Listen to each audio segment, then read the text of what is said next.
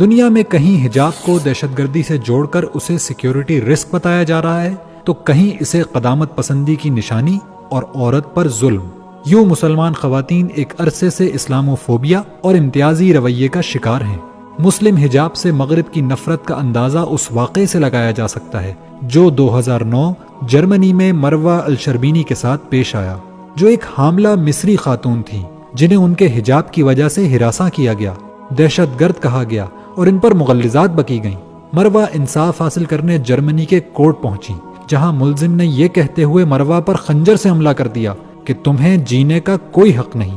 مروہ پر بھری عدالت میں خنجر کے 18 وار کیے گئے، جس کی زد میں ان کا شوہر اور 2 سالہ بیٹا بھی آ گئے۔ مروہ اسی وقت جان سے ہاتھ دھو بیٹھی، جبکہ ان کے شوہر اور بیٹا بھی شدید زخمی ہو گئے۔ ستم تو یہ ہے کہ عدالت میں موجود کوئی بھی شخص اس جنونی شخص کو نہ روک سکا، جبکہ کورٹ سیکیورٹی نے مروہ کے شوہر کو ہی قصوروار سمجھ کر اس پر گولی چلا دی، جس سے وہ کوما میں چلا گیا اور انصاف کے کٹہرے میں انصاف منہ دیکھتا رہ گیا۔ اس واقعے کا مسلم دنیا میں شدید رد عمل سامنے آیا، جس پر جرمنی کی حکومت کو چاروں ناچار معافی مانگنا پڑی۔ یہ واقعہ اپنی نوعیت کا پہلا واقعہ تھا، نہ ہی آخری۔ حجاب کے خلاف کئی دوسرے ممالک بھی مختلف طریقوں سے نفرت کا اظہار کرتے رہے ہیں۔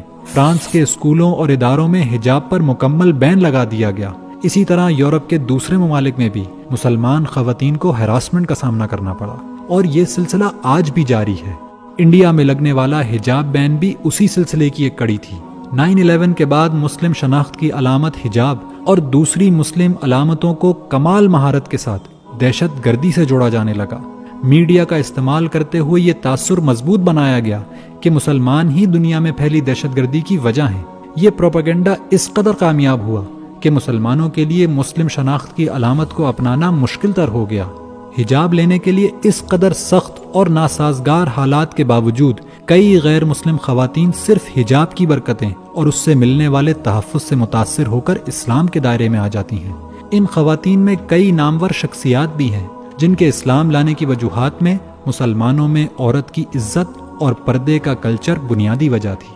اصل بات یہی ہے کہ جس نے پردے کے فلسفے کو سمجھ لیا، وہ جان گیا کہ یہ محض کپڑے کا ایک ٹکڑا نہیں، بلکہ حیا کے رنگوں سے مزین زندگی کا طرز عمل ہے۔